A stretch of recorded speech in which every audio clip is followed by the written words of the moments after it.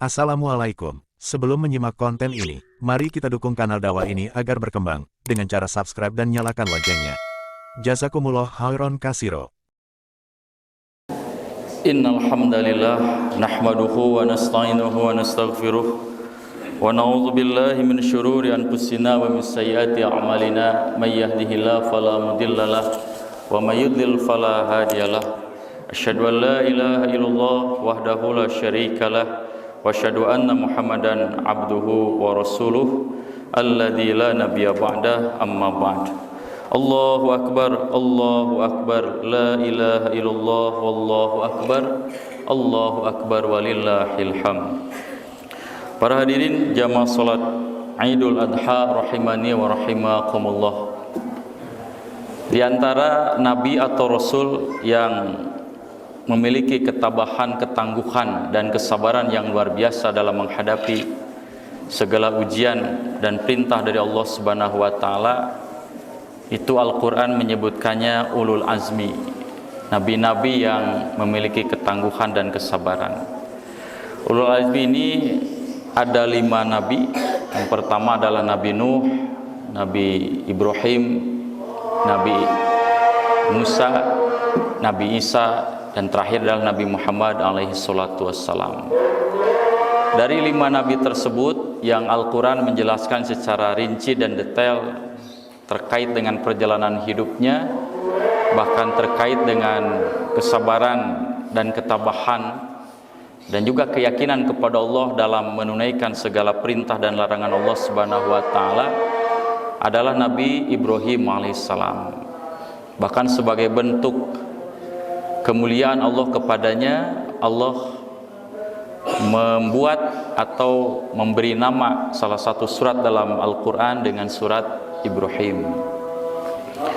Di awal surat Al-Baqarah, Allah Subhanahu wa taala telah memberikan kepada kita sebuah inspirasi tentang perjalanan hidup Nabi Ibrahim alaihissalam, yang kalau kita sebagai umat Islam mampu mengikuti dan menirunya, maka dipastikan kita akan menjadi orang-orang yang mendapatkan kebahagiaan tidak hanya di dunia, kelak di akhirat.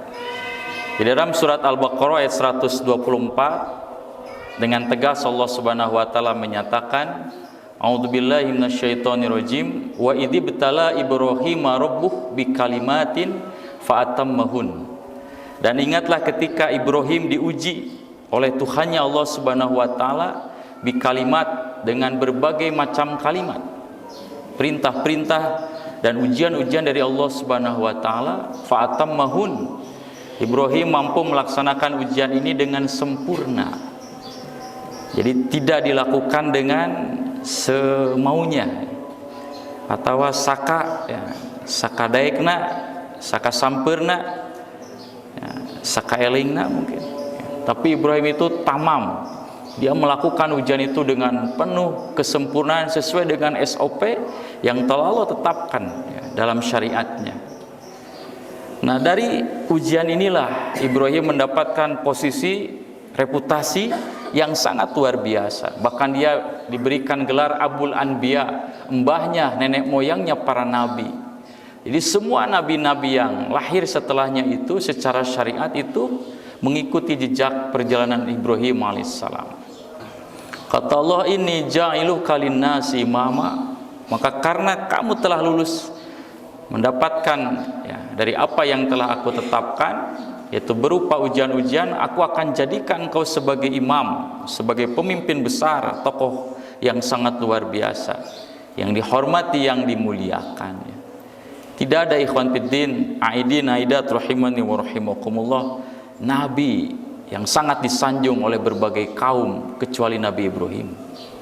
Nabi Isa ditolak oleh orang Yahudi. Rasulullah SAW pun tidak diimani oleh orang Nasrani atau orang Yahudi. Tapi ketika berbicara Ibrahim, maka mereka memujinya, menyanjungnya. Bahkan masing-masing menyatakan dirinya sebagai pengikut Ibrahim. Orang Yahudi pun sama, mereka menganggap sebagai turunan, bahkan pengikut Ibrahim yang setia. Demikian juga orang Nasrani, sama, masing-masing menganggap Ibrahim ini sebagai sosok yang sangat luar biasa. Lalu Allah berfirman lagi Wa min dzurriyyati, bagaimana ya Allah dengan keturunanku? Apakah keturunanku akan dijadikan imam, dijadikan pemimpin, dijadikan para nabi, para rasul? Kata Allah, la yanalu ahdidz zalimin. Janjiku tidak akan terpenuhi, tidak akan sampai kepada keturunanmu yang zalim. Jadi satu-satunya yang tidak bisa diwariskan oleh seorang nabi, oleh seorang rasul, bahkan kita oleh seorang mukmin kepada anaknya adalah kesolehan. Jadi lamun bapana tukang adan cantang tuh anaknya baik, ya. Buat anaknya jadi edan, itu banyak kita temukan. Ya. Ayahnya nabi belum tentu anaknya menjadi seorang nabi. Makanya kita jangan bangga dengan darah, dengan keturunan, bahwa ini adalah keturunan nabi, darah dari nabi. Itu kemuliaan dari sisi apanya nggak ada. Dalam Islam itu kemuliaan bukan ditentukan oleh nasab, tapi ditentukan oleh kesolehan dan amal perbuatan. Karena kesolehan tidak bisa diwariskan. Ikhwan fiddin rahimani wa rahimakumullah. Nah, dalam ayat ini mengingatkan kepada kita tentang ujian-ujian yang diterima oleh Nabi Ibrahim alaihissalam. Secara umum ya, bisa diklasifikasikan ujian yang menimpa Nabi Ibrahim ini terbagi kepada 3 kelompok atau 3 bagian. Pertama, ujian yang menimpa dirinya, kedua, ujian yang menimpa istrinya, dan yang ketiga, ujian yang menimpa anaknya. Baiklah, Al-Quran itu berbicara tentang semua ini, menjelaskan tentang ujian-ujian yang menimpa Ibrahim. Yang pertama, ujian yang menimpa diri Ibrahim alaihissalam. Jadi sudah menjadi qadarullah, takdir ketentuan Allah seorang nabi, ketika dia mendakwakan ajarannya, ajaran Rasul, ajaran Allah Ta'ala, pasti ditentang oleh kaumnya.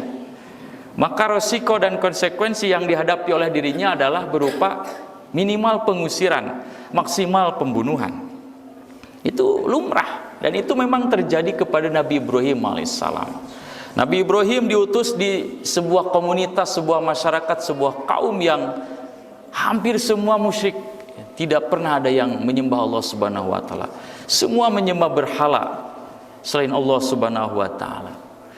Nabi Ibrahim di usia yang sangat belia, di bawah 17 tahun, beliau ingin menyadarkan kaumnya tentang praktek ritual ibadah kepada selain Allah, yang tentu bagi orang yang berpikir sehat, yang punya nalar sehat, yang punya akal sehat, tidak mungkin sampai orang menghinakan dirinya sujud kepada patung yang terbuat dari batu yang tidak bisa berbuat apa-apa. Maka cara yang dilakukan oleh Nabi Ibrahim, meskipun dianggap cara yang radikal, cara yang keras, tapi tujuannya satu. Nabi Ibrahim ingin memberikan pemahaman yang benar kepada kaumnya. Akhirnya rencana ini pun telah didesain dengan begitu rapi oleh Nabi Ibrahim, hingga pada suatu saat di hari Lebaran, jadi sama mereka juga punya hari Lebaran. Ya, biasanya orang-orang kaum Nabi Ibrahim kalau Lebaran mereka suka pergi ke pantai untuk merayakan pesta hari Lebaran. Maka Ibrahim pun ikut, ya. Ikut. Di tengah perjalanan Ibrahim pura-pura menjatuhkan dirinya. Jadi ngagebrugeun maneh ditajong.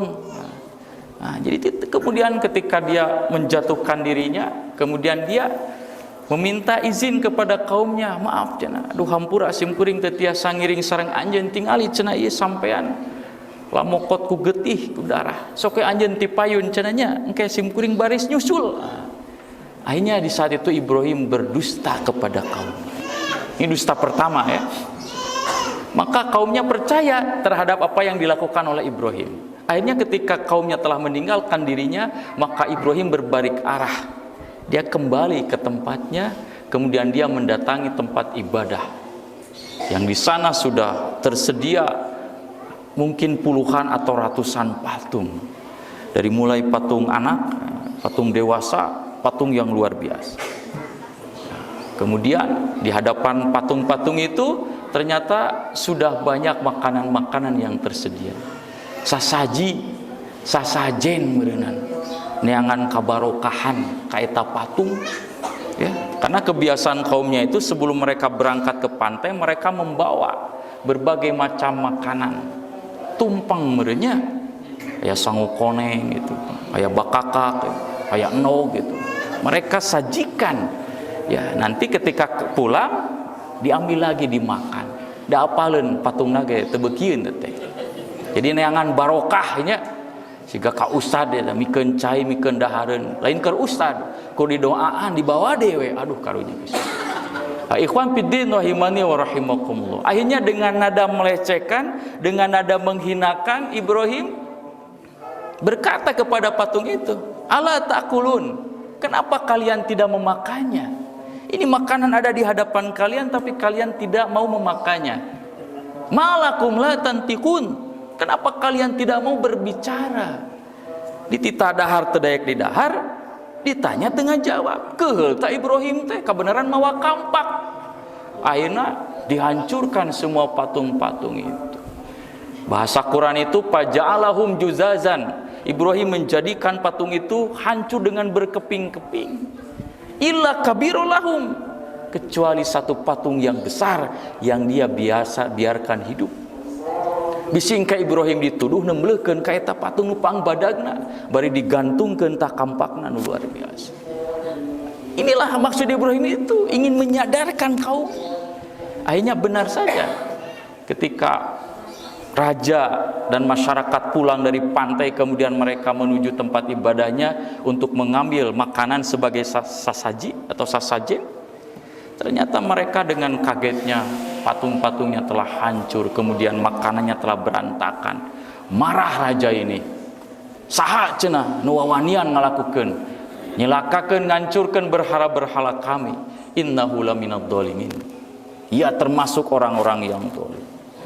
Maka masyarakat sepakat, jawabannya moal salah deui pasti yuqalu lahu Ibrahim. Moal salah deui pasti si Ibrahim eta mah da unggal waktu anu sok ngahina ngalecehkeun bahkan mere ancaman teh 16 tahun ikhwan fiddin. Wajarnya ngorakene gede kawani gitu ya.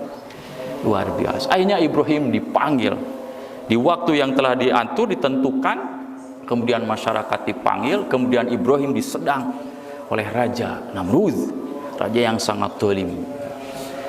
Dia berkata, "Anta fa'alta hadza bi alihatina ya Ibrahim?" Ya Ibrahim, benar kamu yang melakukan ini, yang menghancurkan Tuhan-Tuhan kami wahai Ibrahim? Nah, inilah Ibrahim ingin memberikan pemahamannya. Kedua, Ibrahim berdusta. Teuing cenah naon nuduh ka sim kuring. Pan sim kuring mah sakumaha ka anjeun apal milu ka pantai. Ibrahim berdusta. Ibrahim mengatakan bal fa'alahu kabiruhum hada. Justru yang melakukan menghancurkan patung-patung ini adalah patungmu yang sangat besar tuh tinggal itu. Aya kene tuh buktina. Kampak ngagantung kene tah. Pas'aluhum in kanu yantiqun. Tanyalah mereka patung-patung jika mereka bisa menjawab. Akhirnya dengan spontanitas ya, mungkin sesuai bahasa fitrahnya, si raja ini tanpa sadar dia menjawab jawaban yang sebenarnya menghinakan dirinya dan kaumnya. Ya Ibrahim, mana mungkin patung yang terbuat dari batu bisa berbicara, apalagi membunuh patung-patung yang lain. Taib Ibrahim memberikan jebakannya, berdusta tapi dengan niat ingin menyadarkan kaumnya. Raja, wahai kaumku, jika kalian merasa bahwa Tuhan yang kalian sembah ini tidak bisa berbicara, bahkan tidak bisa menghilangkan kotoran yang ada dalam dirinya, bahkan debu pun tidak bisa dia hilangkan dalam dirinya, kenapa kalian sembah? Afata'buduna min dunillah ma la yanfa'ukum wa la yadurrukum. Kenapa kalian beribadah kepada Tuhan yang tidak bisa memberi manfaat, menyelamatkan dirinya, apalagi menyelamatkan yang lain? Ufin lakum, celaka kamu. Ya, akhirnya mereka ikhwan fiddin terdiam, tertunduk ya, tertunduk kepala-kepala mereka. Mereka paham, mereka sadar itu, hatinya berbicara, akalnya berbicara bahwa apa yang dikatakan oleh Ibrahim ini benar. Jadi salila ieu teh urang teh salah bener oge. Ibadah teh lain ka Allah, tapi ka patung anu teu bisa naon-naon. Ya, ditakdirkeun laleur eunteup tina irungna ge teu bisa ngagebahkeun aja. Tapi tidak lama mereka tertunduk itu. Karena nafsu telah menguasai akalnya, telah menguasai dirinya. Akhirnya si Raja Namrud dengan tentara-tentaranya marah. Dia sudah lagi tidak berpikir akal sehat, tidak memakai nalar, kemudian dia menggunakan kekuasaan untuk mencelakakan Ibrahim. Apa kata Namrud? Harriquhu, bakar Ibrahim, bakar. Duruk Ibrahim, wansuru alihatakum in kuntum fa'ilin. Tolonglah, bela Tuhan-Tuhan kalian jika kalian benar-benar orang yang taat kepada Tuhan-Tuhan kalian. Jadi si Namrud memprovokasi masyarakatnya, rakyatnya untuk mencelakakan Ibrahim dengan cara dibakar. Itulah ujian pertama ikhwan fillah yang menimpa dirinya Ibrahim. Dibakar. Bahkan Namrud memerintahkan kepada rakyatnya untuk semua berkontribusi, masing-masing membawa kayu bakar. Maka sakabeh rakyatna tah marawasuluh teh keur ngaduruk Ibrahim. Kemudian ketika kayu bakar itu sudah sebesar bangunan tinggi, Ibrahim dimasukkan sambil diikat, kemudian api dinyalakan dan api bergejolak luar biasa. Tiba-tiba Jibril datang. Wahai Ibrahim, izin, saya Jibril utusan dari Allah Subhanahu wa taala. Kalau engkau mengizinkan, aku akan menyelamatkanmu. Eta Jibril jeung minta izin sagalanya ka Ibrahim, bari Ibrahim teh sudah kondisi terdesak, ditutupi dengan kobaran api yang sangat luar biasa. Dia menghargai, menghormati Nabi sampai minta izin dulu. Izin ya Ibrahim, kalau engkau mengizinkan aku akan menyelamatkan wahai Ibrahim. Apa jawaban Ibrahim? Ikhwan fiddin rahimani wa rahimakumullah. Wahai Jibril, engkau makhluk, aku makhluk, dan aku tidak biasa meminta pertolongan kepada makhluk. Cukuplah yang akan menolongku adalah Allah. Maka dalam hadis sahih, ucapan Ibrahim ketika dibakar, itu Ibrahim mengatakan hasbunallah wa ni'mal wakil. Cukuplah Allah yang akan menolongkan. Bahasa kita mah munti anjeun Jibril moal puntennya, tapi lamun munti Allah siap. Ditolak ikhwan fiddin pertolongan dari Jibril. Maka Allah langsung menolong Ibrahim dengan sabdanya, dengan firman-Nya, qulna ya naru kuni bardan wassalaman ala Ibrahim. Wahai api, jadilah engkau dingin dan selamatkan Ibrahim. Akhirnya Ibrahim selamat. Itu ujian yang pertama. Ujian yang kedua adalah ujian yang menimpa istrinya. Dua istrinya diuji oleh Allah Subhanahu wa taala. Yang pertama adalah Sarah. Sarah ini terkategori perempuan yang paling cantik sedunia setelah Hawa. Ya. Jadi yang pertama Hawa, yang kedua Sarah. Karena kecantikannya ini memberikan fitnah tersendiri kepada Nabi Ibrahim dan kepada Sarah. Nabi Ibrahim kebetulan melewati sebuah wilayah yang di sana terdapat raja yang zalim. Dan dia mengetahui kecantikan Sarah. Akhirnya Ibrahim yang ketiga kalinya terpaksa berdusta untuk menyelamatkan dirinya. Wahai Sarah, seandainya raja tadi mengundang kita, kemudian menanyakan tentang identitas diriku, maka janganlah engkau katakan aku adalah suamimu, tapi katakan aku adalah saudaramu. Kenapa? Karena kalau raja itu tahu Ibrahim adalah suaminya, pasti Ibrahim dibunuh itu. Karena istrinya akan dirampas. Akhirnya Sarah menuruti apa yang dikatakan Ibrahim. Ketika bertemu dengan Raja Ibrahim, luar biasa, dimuliakan dan lain sebagainya. Tapi Sarah diambil ke kamarnya untuk dilecehkan. Yang namanya Ibrahim tentu merasa sakit hati. Maka sebelum melakukan perbuatannya ini, Sarah meminta izin kepada Raja untuk dia berwudu sebelumnya. Akhirnya dia berwudu. Maka dengan izin Allah Subhanahu wa taala, ketika si raja ini hendak melecehkan kehormatannya, tiba-tiba dia tidak bisa menggerakkan tubuhnya. Ini tergerak, semua itu aliran darahnya berhenti kan, seperti orang yang terkena penyakit stroke. Ya, kemudian beberapa menit normal lagi, dia berusaha lagi, tidak bergerak lagi, sampai dilakukan 3 kali. Nah pas ketiga kali barulah si raja ini sadar, ini bukan manusia biasa. Kalau saya paksakan, takut saya menjadi masalah. Akhirnya dia memohon maaf kepada Sarah dan menginginkan untuk tidak doakan keburukan kepada dirinya. Sebagai gantinya diberikanlah hadiah hamba saya perempuan yang bernama Hajar. Kemudian Hajar ini oleh Sarah diberikan kepada Ibrahim untuk ditikah, karena di saat itu Sarah belum punya keturunan. Maka ditikahlah Hajar ini. Kemudian setelah menikah, maka lahirlah seorang bayi laki-laki yang bernama Ismail.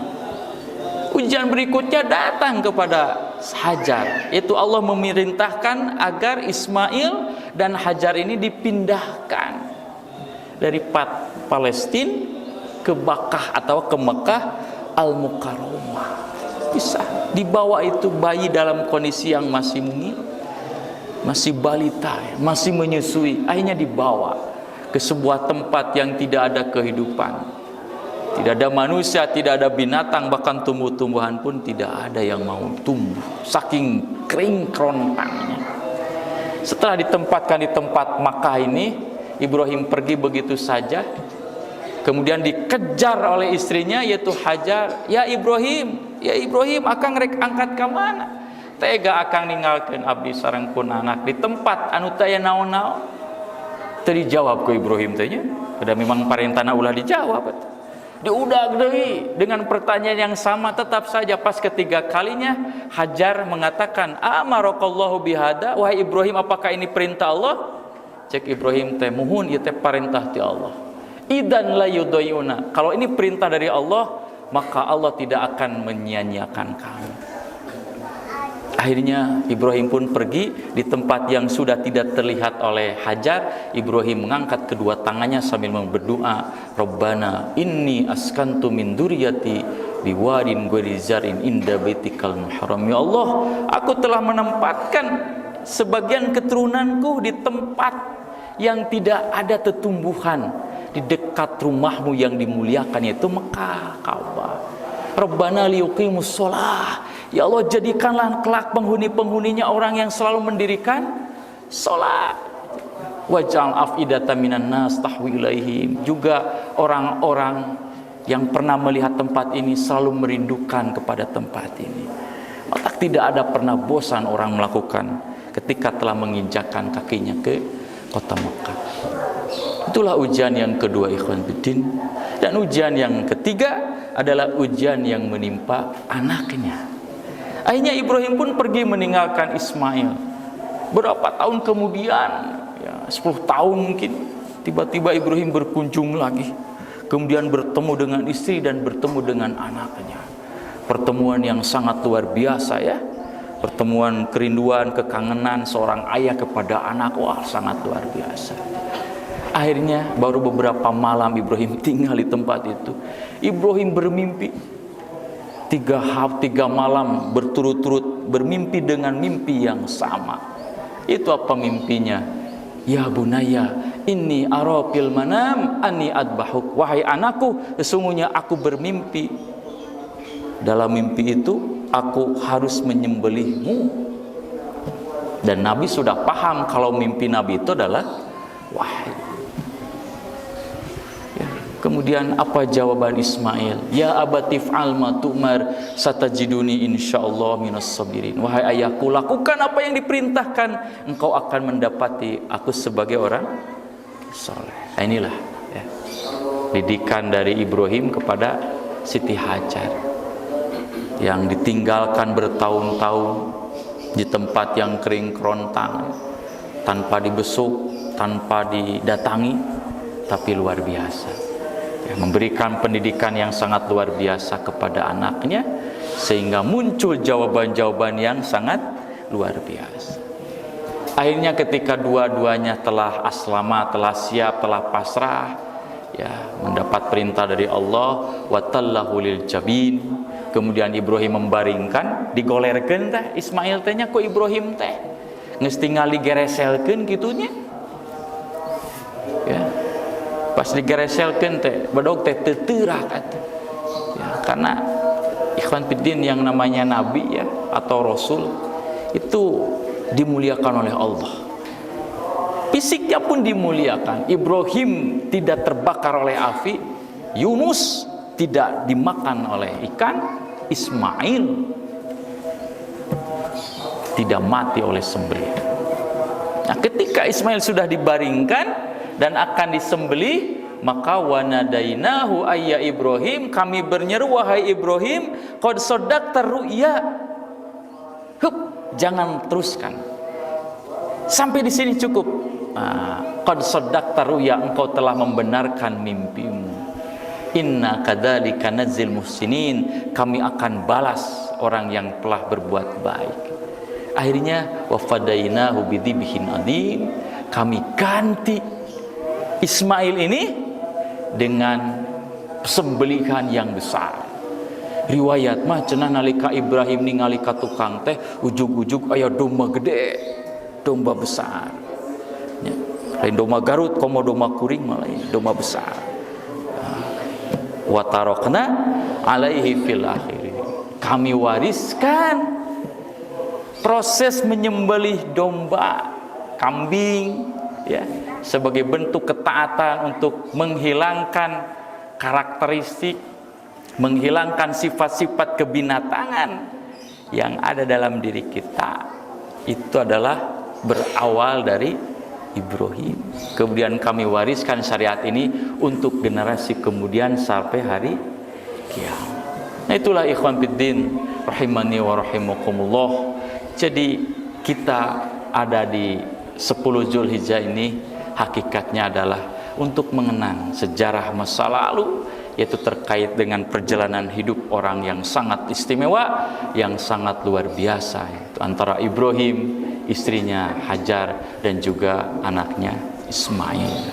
Mudah-mudahan apa yang telah disampaikan terkait sejarah perjalanan hidup Nabi Ibrahim alaihissalam memberikan sebuah pesan, sebuah pelajaran, ya, sebuah ibroh buat kita ya, ketika kita menjalani sebuah aturan, sebuah syariat, ya, sebuah ketentuan, bahkan sebuah ujian dari Allah Subhanahu wa taala. Insyaallah apabila kita melakukannya dengan penuh keikhlasan, kesabaran, ketawakalan dan keyakinan, maka Allah akan memberikan ganti yang sangat luar biasa. Karena sudah menjadi ketentuan Allah, inna kadzalika nadzil muhsinin, kami akan membalas kebaikan dari orang-orang yang selalu berbuat baik. Itu saja yang bisa disampaikan. Mohon maaf apabila ada kekurangan dan kehilafan. Rabbana atina fid dunya hasanah wa fil akhirati hasanah wa qina adzabannar. Aqulu qouli hadza wa astaghfirullah li wa lakum. Wassalamualaikum warahmatullahi wabarakatuh.